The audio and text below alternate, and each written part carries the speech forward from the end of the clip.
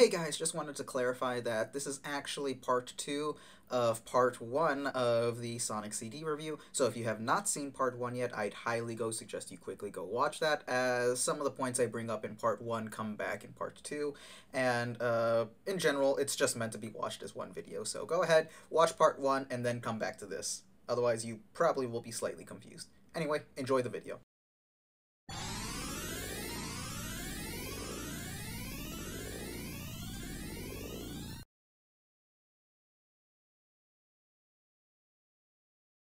So, welcome one and all to Seizures the Stage.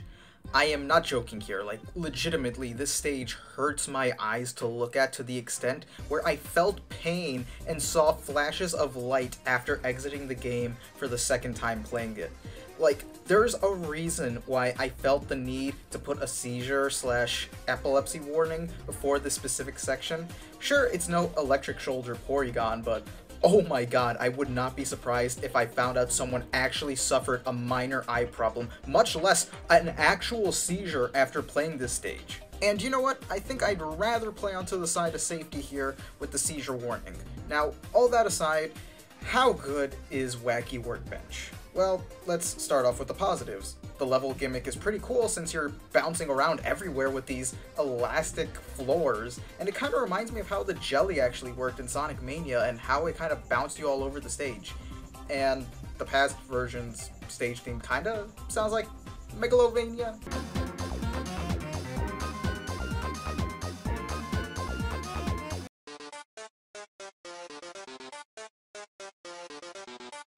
And you know what? That's literally it. Because I literally hate this stage. I hate playing it, I hate looking at it, and I hate listening to it. And it's just not like my hatred for Marble Garden, because at least I have fun while playing Marble Garden. The stage design is dynamic, the music is great, the visuals for the stage itself are awesome. Meanwhile, I just dread getting through this level. It just feels horrible, absolutely horrible to play, ironically due to the stage's gimmick that I was praising earlier. My problem with it is that it launches you so far and so violent in the air that oftentimes you'll find yourself trying to descend through the stage only to hit the ground and oops, you're right back at the top where you started. And if you forget to mistime your jump again, it happens all over again. It's an everlasting cycle, all due to the fact that you can't really tell where you're going in the stage, because sometimes when it launches you upwards, those platforms don't lead to anywhere. They are literally just dead ends, and just because of that, sometimes you'll just get stuck up there, and once again, like I said, if you fail to find the proper spot to get off of, the floor is just going to bounce you straight back up to that dead end again. This problem becomes more exaggerated when you have to get the speed in order to time travel to the past. I mean, sure, there are these tunnels you can use to gain speed, but there are two primary issues with them. One, you are conditioned to avoid the entry to these tunnels at all costs, and every other Sonic stage, these things look like the same smashers that would kill you if you got caught between them. Ergo, you will by your own nature avoid them, and the only way you're likely to discover that there's a hidden passageway in them is by getting squished by them. Two, these poses another problem because the way you destroy one of the teleporters is by traveling through these pipes. So you could be wandering the stage for hours and hours and not know the only way to get to the teleporter is to essentially kill yourself. And sure, a lot of the problems I just mentioned are alleviated that once you discover the tunnels, you know how to get through them, and you can find some secret passageways that you can get around the stage with. But once again, the problem comes with finding these tunnels, and once again, one of them is required to get the teleporter, meaning that if you are trying to blind run this game, you are likely not going to find this for a while. You're not going to be able to get the speed up to travel to the past that easily, which becomes my biggest problem with the stage, is that the whole entire traveling mechanics that were implemented into this, they just feel like a nuisance. They are annoying to pull off and hard to do in some cases. And the stage's other gimmick is just, oh, who thought of this? Why is this a thing? It's these Tesla coils that just turn on and off constantly, and they are responsible for the lighting issue that I was talking about earlier that made me afraid of people who had epilepsy for this specific section.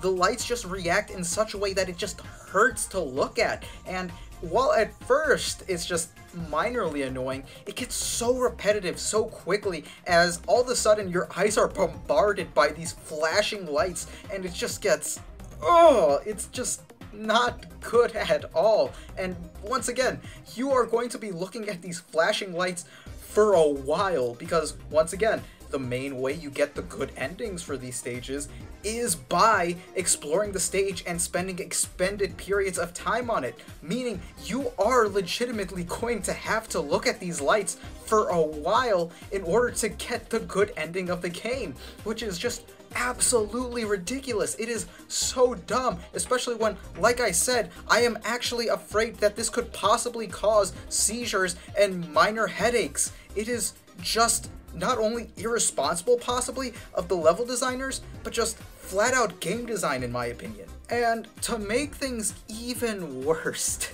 as if they couldn't get any worse, this is once again a horrible boss battle. While yes, it is unique, that does not excuse it from being a bad boss battle. It is just forgettable, because the boss battle is just basically using rocks to lift you up higher so that way you can land one singular hit on Robotnik.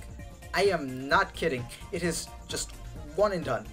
You just basically just beat him easily. It only goes 3 times before you meet him, and there's little to no resistance at all. You literally just have to have good reflexes. And not even good reflexes, because it's not like if you fail it, the game kills you. You can get another try. Just making the whole entire boss battle just you basically going, oh, I jumped on the wrong rock, guess I'll just jump on the right one next time. 3 times. You do this 3 times, and you just land 1 hit on Robotnik while you're at the top, and it's dumb, it's boring. Once again, while I say, yes, it is unique because of the magnetic features of the boss battle, it is nowhere, and I mean nowhere, a good boss battle. It just sucks, and it doesn't even have the memorability that the other bosses in this game have. Overall, I just really, really hope this stage stays forever obscure, because I never want anything to do with the stage ever again after playing it for this review and playing it for the channel. However, I can say the complete opposite for the next stage coming up.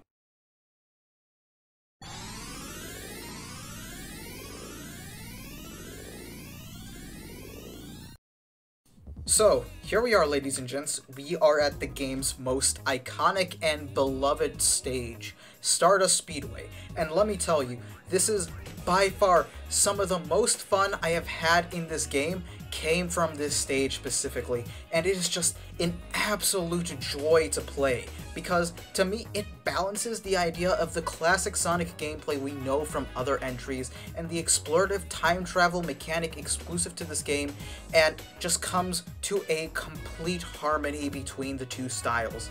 In this stage specifically, it feels like I am able to just speed around and enjoy that nice adrenaline rush that comes from doing so, while also being able to hunt down the past signs and the teleporters in a timely manner. It's really incredible, because my time in the stages never exceeded the 5-minute mark, unlike all the other stages in this game. It genuinely felt like finding the past signs was woven so well into this that I was just able to find them and instantly be able to travel to the point that I wanted to go to. And it's just wonderful. I felt like I actually had freedom in what I wanted to do in this game, and for once I didn't have to spend like 7 minutes extra having to hunt down the extra time portals, and it's just wonderful. It is absolutely wonderful, because it just feels like that feeling of stress just goes away, and even if you ignore the time signs, like I'm sure many people will, it just feels like an absolute joy because for once, it feels like you're able to gain speed and get back into that classic Sonic gameplay we know and love so much. And once again, I want to reiterate how well this stage is designed because the pass signs are so easy to get to and so easy to trigger due to this level design being so much simpler and more linear. Alongside with the springs and long interrupted corridors, it is just an absolute joy to traverse the stage. And to add on top of another reason to enjoy the stage, the OST, oh my god, the soundtrack for this stage specifically just knocks every other stage out of the park. It's just so amazing in my opinion, especially the Japanese version of it. Oh my god, the Japanese version of it is just so good. And the US soundtrack has its great bangers too, like the Bad Future version.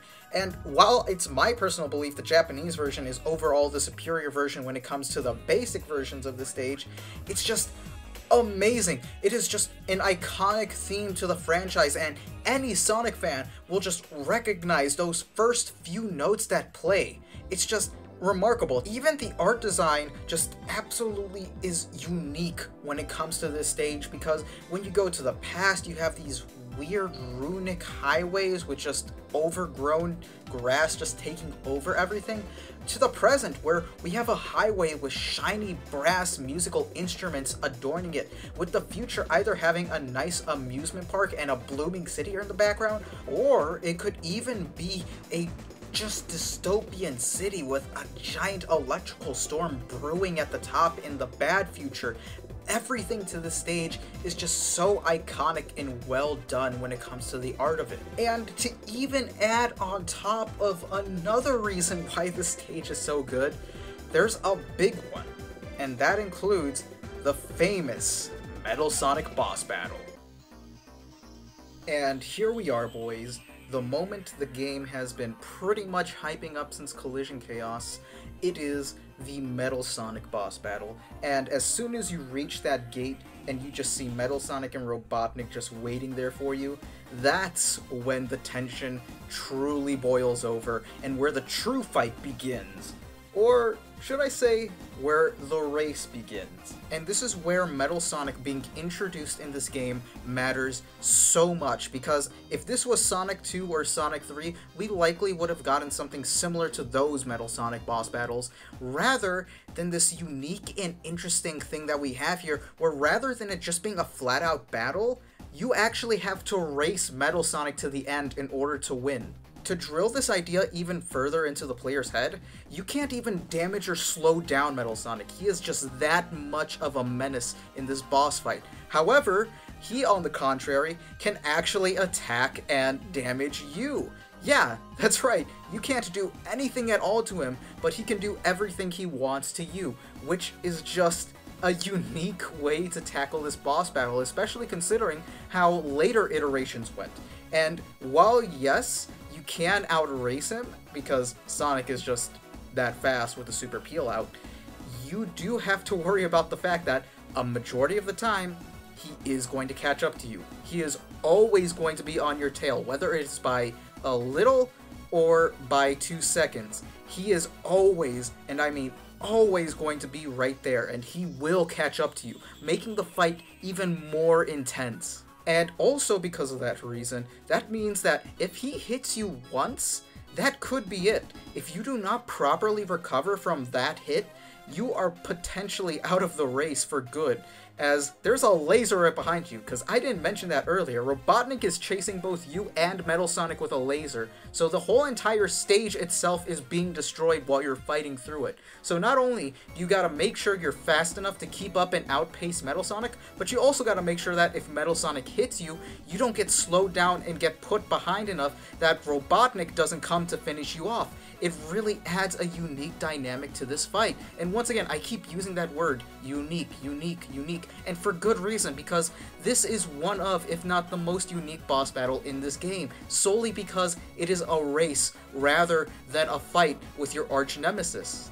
And that is why, in my opinion, this is probably the best and most memorable version of a Metal Sonic fight that we got throughout the classic era, solely because this unique setup.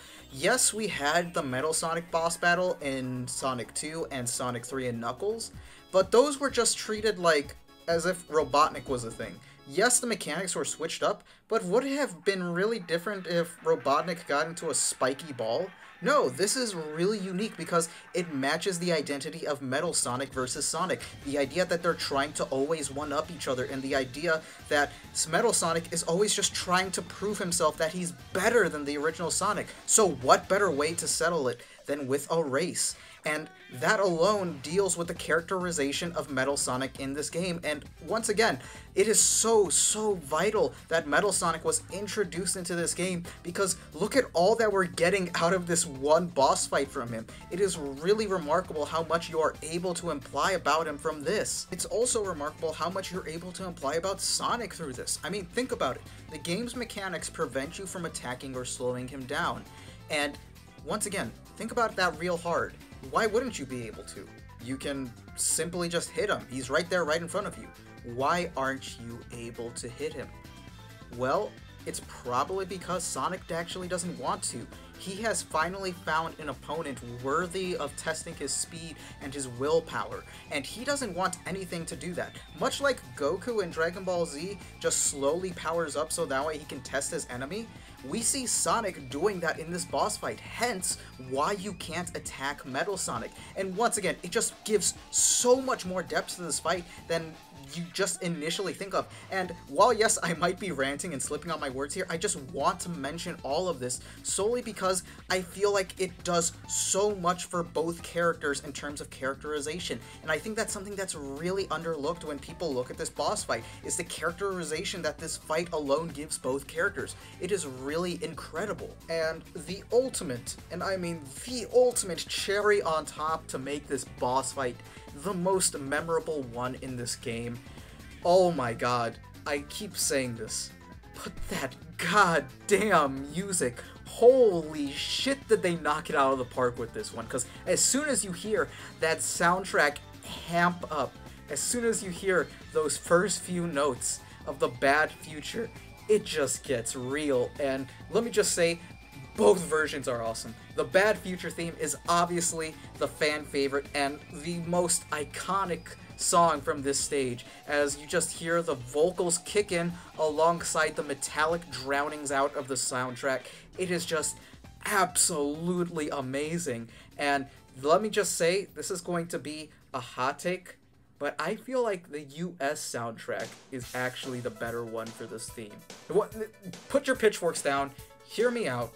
Like I said, the Japanese theme is absolutely incredible, and I love it. I love it with all of my heart. It is just so good.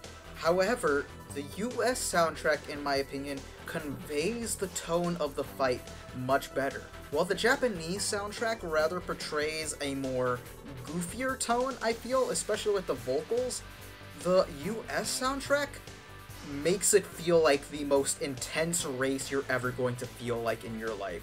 Because not only is this, like I said, a race against time to see who's the better Sonic, but it's also the point where Rosie the Rascal's life is at stake. And the US soundtrack just fulfills that tone for me so much better than the Japanese one does for me. The boss fight then ends once you pass the gate, and Metal Sonic just gets passed out, and Robotnik just crashes into him. And you also get to save Rosie the Rascal, which is pretty cute as you just see her hugging Sonic while Sonic's just... he's just taking it. The man's just taking it, to say the least. And let me just say, it is the perfect ending to this stage. Not only did we get the iconic stage layout, the iconic music, but we also got one hell of an ending, to the point where I would say this is probably one of the best classic Sonic stages out there, and it definitely is the best one in the game, which is just... it's just so amazing. And like I said, it really earns its iconic status through how fun it is to play and the things that it introduces. And honestly, it's easy to see, like I said, why it's revisited so often in the last few games we've received. But anyway, now that we've rescued Amy, there's only one thing left in this game to do, and that's to take down Robotnik.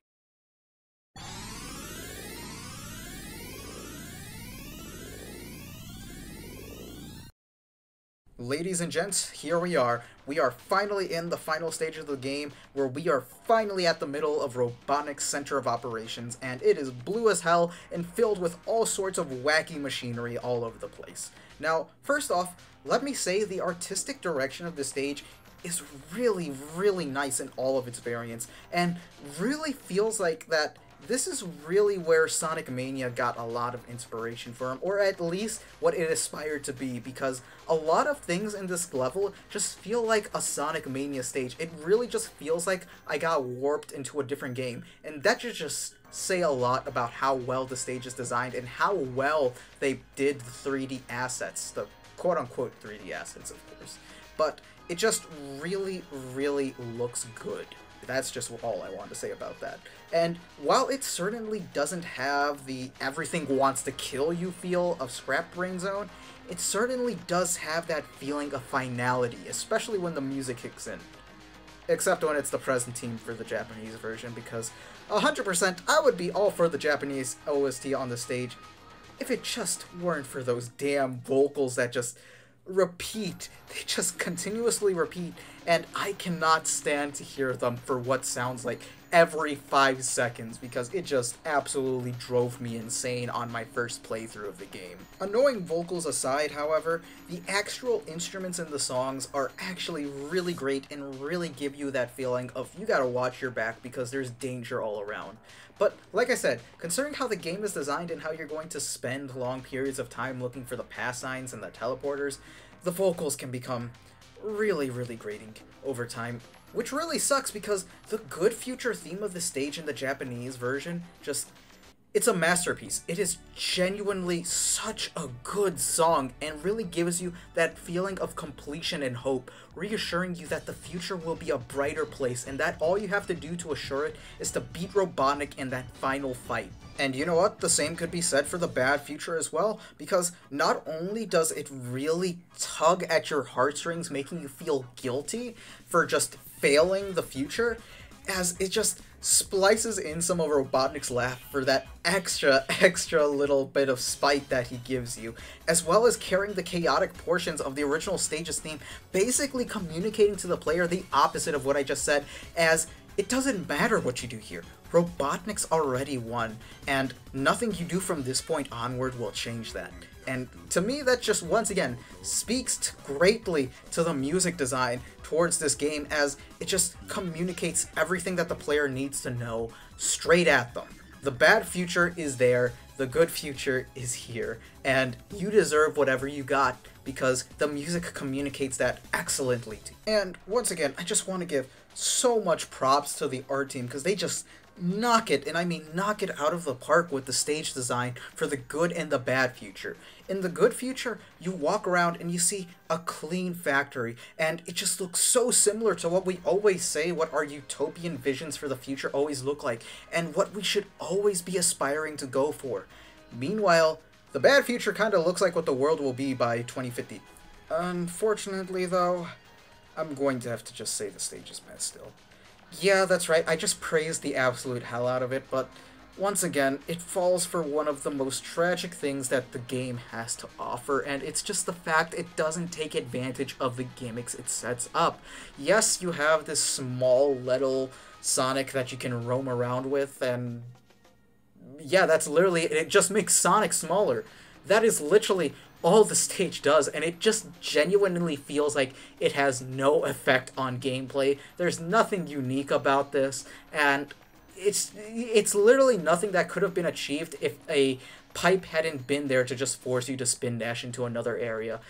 The stage, you guys see me at a loss for words here, and that's just for a good reason, because at this point I'm just fed up with all these stages not really meeting the height that they should have been at. They really feel like they should have been better, and they should have taken advantage of their gimmicks to just create more unique experiences, because a lot of the experiences we have in classic Sonic levels come down to the gimmicks. Hence why a lot of levels in this game aren't really that memorable aside from some of the art. And once again, this is just an unfortunate reality that this game has, where unfortunately, due to that one fact of the gimmicks not being there for it, the stages just fail as a result, and that's just a tragedy. And to add on top of my disappointment with the stage, we have the worst, and I mean the worst final boss I have ever played against in a game. And I mean ever played against. I mean genuinely, this is the worst final boss ever implemented into a game, and I say that with the most sincerity ever. I'm not even kidding. This is just an embarrassment. The reason I say this is because this is supposed to be the final boss of the game. I was expecting at least a little challenge, but I could literally suicide bomb my way to victory in the final stage. Yes, you can actually just beat the boss battle by allowing yourself to get hit and taking advantage of your iframes. It is that ridiculous and that stupid. And while the first part of the battle is fun because it really introduces these light bugs that just shine down light on you that you're supposed to avoid and you're supposed to hit them before they can do that, it's really fun and I really enjoyed that portion, but then it just leads into whatever the hell this is. It's just, I don't know where the challenge is supposed to come from. I literally just purposefully got hit just to get the first 3 hits because it's just easier that way, and it's dumb that the game even allowed for this to be a thing. You'd think that just because of this design that they would go like, oh, maybe we need to move Robotnik somewhere else where he's untouchable so that way the player just can't hit him constantly. But no, you can do it. You can literally get hit twice and you will just beat the boss fight. I mean, hell, I actually forgot that there was even a boss fight at the end of this level. I genuinely thought that the game just ended as soon as you beat it because this boss, it's just dumb. It's forgettable, and I just couldn't even be bothered to remember it. Even as I'm thinking about it right now, just recording the audio for this, I can barely remember what I did during that boss fight, and it is just unfortunate that this game had to go out on such a sour note. On the bright side though, we are treated to a nice cutscene where we see Sonic bringing Rosie off the planet and cutting the chains to let Little Planet go.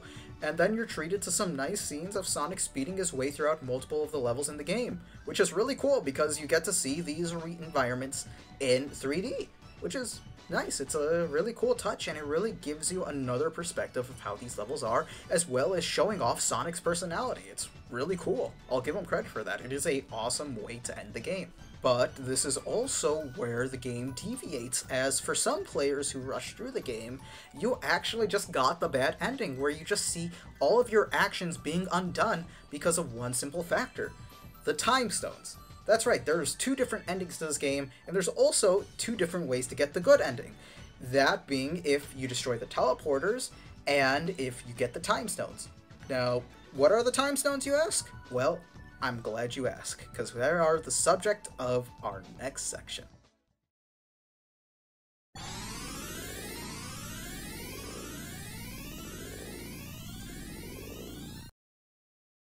So, what are the time stones? Well, actually, they're the replacement for the Chaos Emeralds in this game, as in these special stages, speaking of which, special stages are back. They make a return in this game, and there's a twist. As I mentioned earlier, you're actually looking for the time stones rather than the Chaos Emeralds.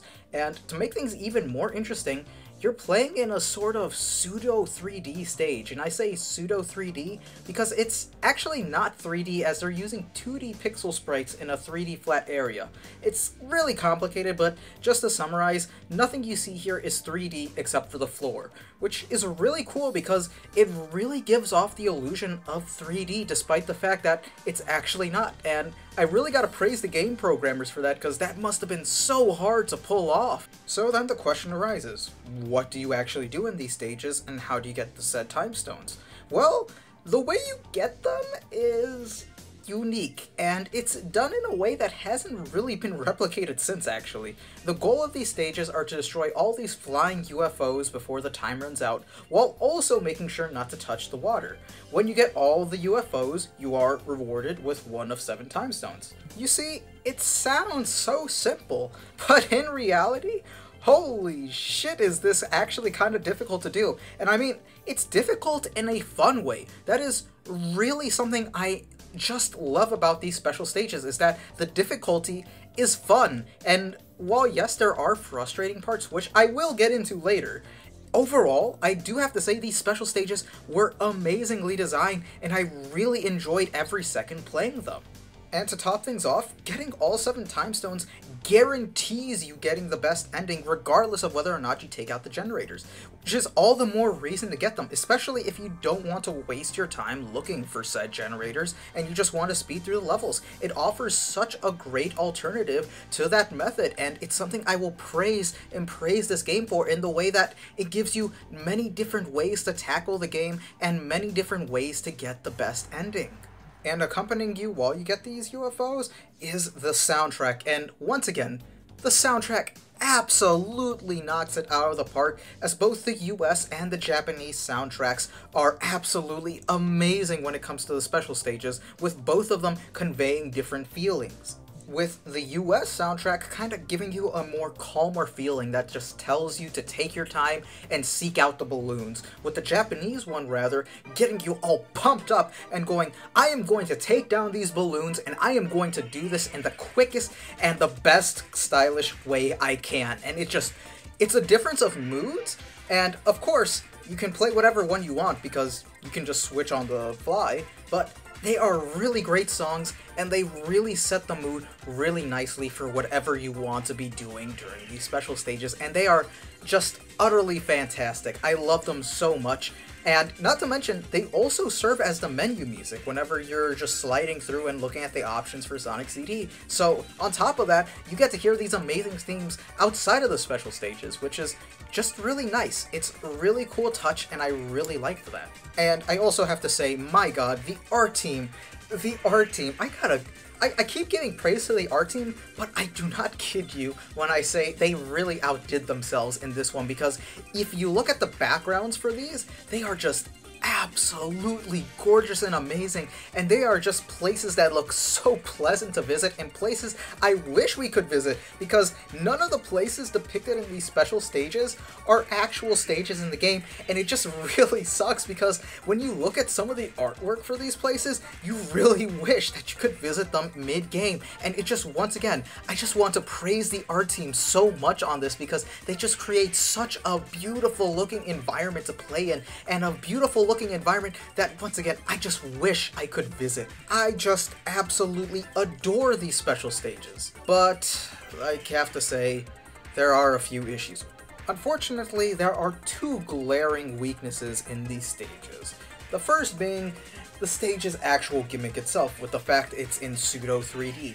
The issue with it is that due to the fact it is pseudo 3D and everything around you is a 2D sprite aside from the floor, you are going to constantly, and I mean constantly, find yourself incorrectly judging the distance of a jump and missing balloons that, if the game was in 3D, you would have totally hit, and this can get frustrating really, really fast, especially considering the fact that there's a time limit and you can't stop Sonic, which is another issue I have with this, which is minor, but it's still there, and it's the fact you can't stop Sonic. That little bastard is just gonna keep on running no matter what happens to him in this stage, which can get really frustrating when you're trying to make a turnaround for a balloon you just missed, and you're just gonna waste about 10 seconds trying to get yourself to hit that balloon again. And this brings me to my biggest issue I have with the stages, which is the entry requirement, which is the exact same as Sonic 1, which is to get 50 rings by the end of the stage and jump into the floating ring,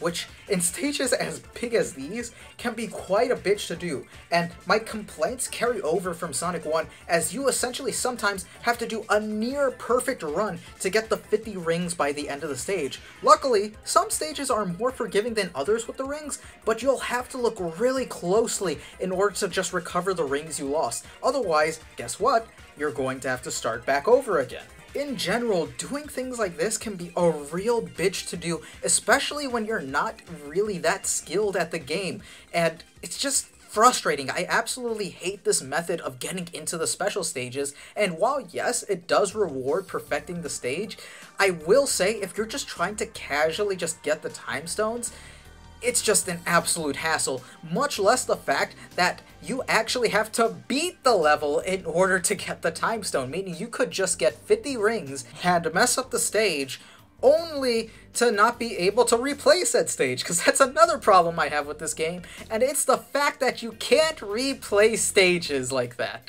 No, you actually cannot replay stages to get the generators again. There is no way to do so, as your only way of replaying stages is through the time attack method, which is ass, because sometimes I wanted to replay a stage and just get all the generators, but guess what? They remove all the signs for the time attack thing, so I can't do that at all, which is just ass. I hate that. Let me be able to replay the levels the exact way I played through them the first time. I don't want to do this BS time attack thing just to replay the levels.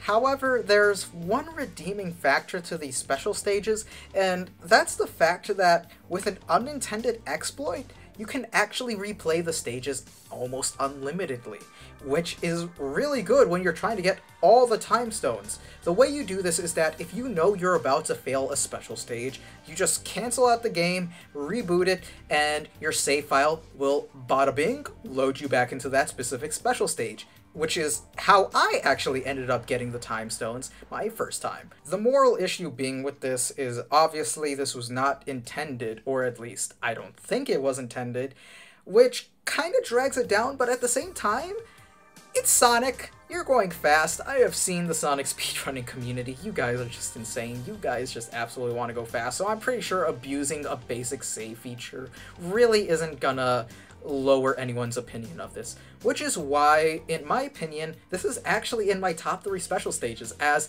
besides the complaints I had, I almost always have fun doing these, and the music just absolutely helps with that, as these stages are a literal blast to play. Not to mention, I just want to reiterate this, you can do different things to achieve the best ending, which is something I will just absolutely praise this game for, as it doesn't restrict the players to doing one specific thing in order to get the best ending, which is just something I really, really like, as it caters to both playstyles of the player base, which is just something I feel like they should revisit, as I think that would be really interesting to do. Overall, I do think highly of these stages, regardless of the complaints, and I definitely think that this is one of, if not the best special stages that we have received in the classic era. It is just truly so fun, I love it, and it's just genuinely a good special stage.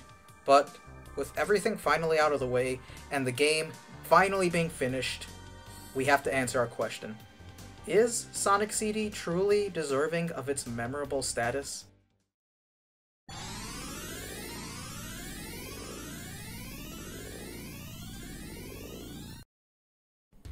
Sonic CD is a mixed bag of emotions that just doesn't fully live up to its potential. And while you have wonderful things like the music and art, the gameplay itself just sometimes feels unrefined, especially with things like the stage design and them not taking full advantage of their environment and their stage gimmicks. It just really sucks, especially when the narrative of Sonic CD takes the idea of nature living in harmony with technology to the absolute next level. These ideas were explored in Sonic 1 with multiple of the stages, like I mentioned in the last video I did on Sonic 1, which, by the way, you should totally check out if you liked this video. And it's explored in that fantastically with how the stages integrate nature and machinery. It's just really nice to look at, and in this game, they do it so well, especially in the future stages. Oh my god, the idea especially being seen in Metallic Madness's good future. I mean, look at this. I mentioned this in the Metallic Madness section, but really take a look at this. It really embodies the original message of Sonic 1 in such a grand way, in that this is what we should be aiming for our future utopias, in the terms that we just blend together with nature rather than just letting machine trample over everything. It just really gets back to that environmentalist ideas that were tackled in the original Sonic 1. This idea expands everywhere to the game. For example, Tidal Tempest shows what happens when we nurture and protect the water and the wildlife that lives in there, as once we get the good future, we finally get to see its great residents just living out and chillaxing in this water paradise we created. Stardust Speedway, with how the once ancient ruins turned into a beautiful, bustling city. This is something that the art team obviously really put thought into, and everything just comes together between the music, the art, the narrative that we see in these stages. Everything just comes together so nicely. But tragically, the gameplay just doesn't.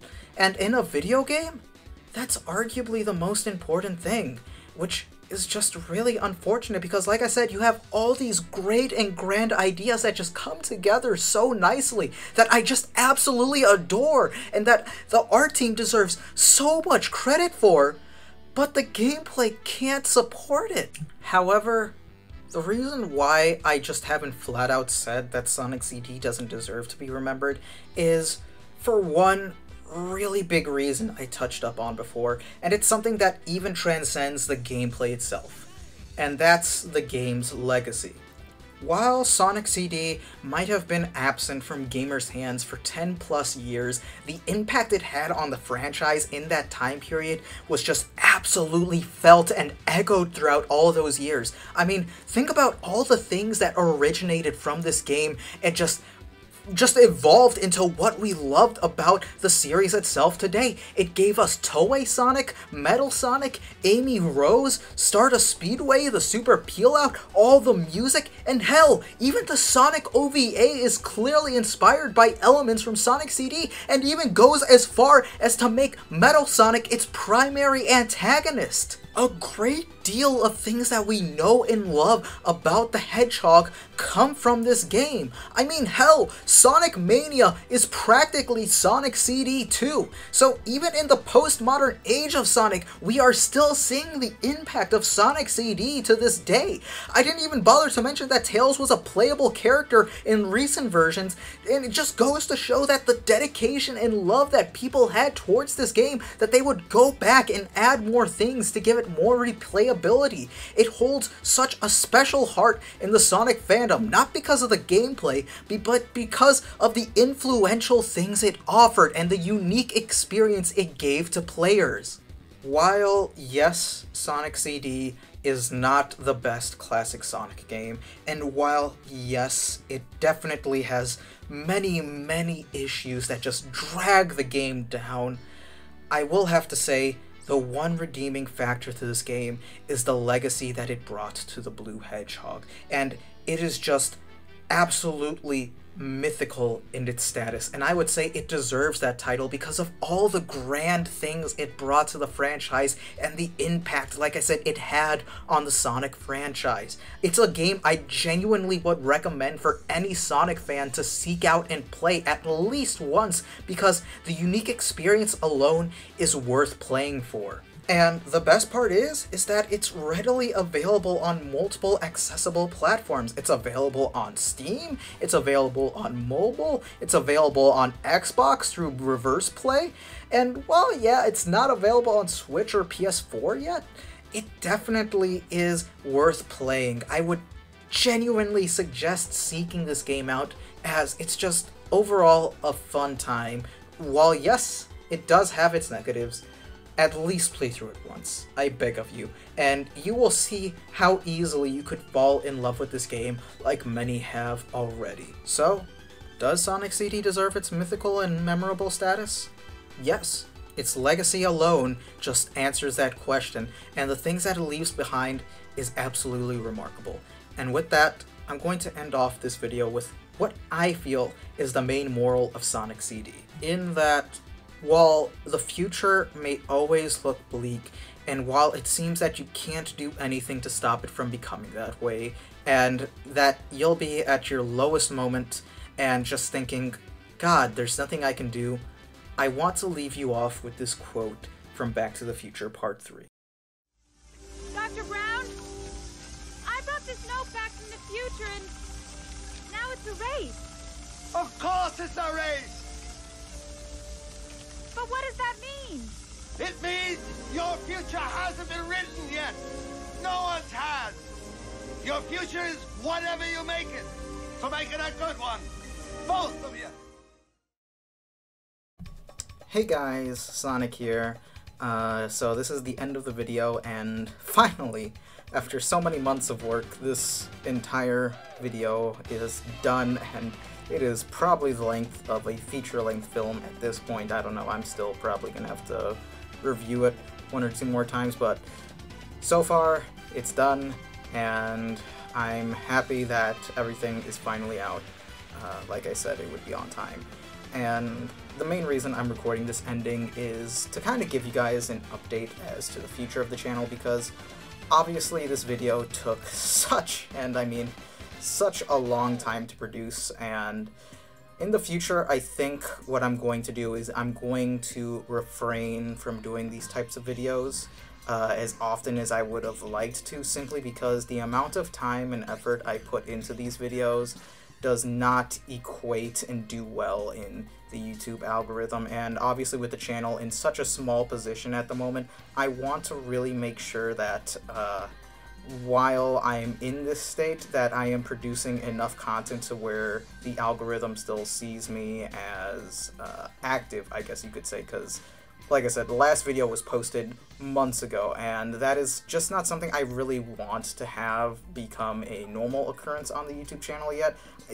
I want to get the channel to a stable state before I start putting out more content like this, which really sucks because obviously I do want to review the rest of the Sonic games, but at the moment I can't really do them in the same time and manner that I really want them to. And for the future of the channel, I guess I could say we'll mainly be doing smaller topic YouTube videos. If you follow me on Twitter, you see me throwing out ideas all the time, and obviously I pretty much have a plethora of ideas. I actually have a whole entire notebook worth of ideas, so we're not going to be running out of content anytime soon for the channel. It's just a matter of what I decide to go with and what you guys actually decide to input. Once again, check out my Twitter for that. As soon as the next Phasmophobia video is out, I will be putting up another poll to see what you guys want to see in the future, and I will be taking that into major consideration when writing the next video. And basically, like I said, it has been a content drought, and that's just not what I want for this channel. And like I said, in the future, we will mainly be focusing on 20 to 30 minute videos from here on out. No longer will we be consistently pushing out content that'll exceed the hour-long length. As much as I enjoy, and I mean I really enjoyed making this video throughout. In fact, the editing process throughout the last few days has been so much fun. I've really loved having to edit together everything like this, and you know what? Like I said, this is not sustainable at the moment, and from this point on, we'll be making shorter videos. That's mainly what I wanted to get out there. And as for future endeavors, like I said, the Phasmophobia video will be the next one to come out, Phasmophobia and the Psychology of Fear. I am really excited for that one. I'm currently having writer's block on it, just because the intro to me is so important to these videos, and it's very important that I nail this intro correctly to set the tone of the video. So I want to make sure I get that 100% right before I go on with writing the rest of it. So that'll probably be out within a month. I don't imagine it's taking long. Although, another thing I wanted to bring up was, if you guys do not know already, I already have a sort of secondary channel. It's kind of a collab between me and a few other friends. It's called The Frogcast. I highly suggest you check it out if you like the content I put out here, because over there I mainly get to use my editing in really, really goofy and funny ways. And it's just me and a bunch of friends having loads of fun. We're currently streaming Resident Evil 8 over there if you guys want to check that out. I'll also be posting a bunch of videos when I can. In fact, that's actually the next endeavor as soon as this video gets out, is me making more content for the Frogcast channel. So if you are curious and ever want to wonder why I am gone for longer than usual, you can always check out the Frogcast channel, because that usually means that I'm doing editing for that channel as well. So I'm really just out here juggling 2 channels at once. So that's pretty much what I wanted to say. Like I said, look forward to the rest of the content that I am going to produce. Phasmophobia is going to be the next episode, and I really am excited for this. And like I also said, check out the Frogcast channel if you enjoy the content I put out here and you want to go see me and my friends having a bunch of fun. So that's all what I want to leave you guys off of, and remember to always stay educated, stay smart, and I will see you guys in the next one. Thank you very much for watching.